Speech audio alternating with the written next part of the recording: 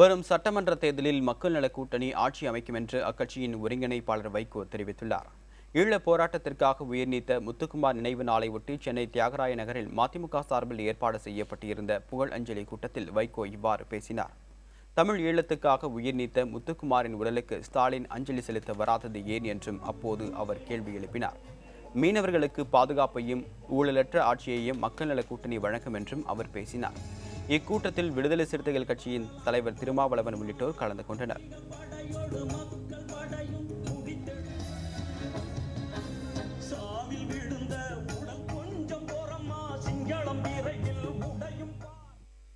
புண்ணிய பூமியாம் தமிழ் மண்ணில் பிறந்தேன்.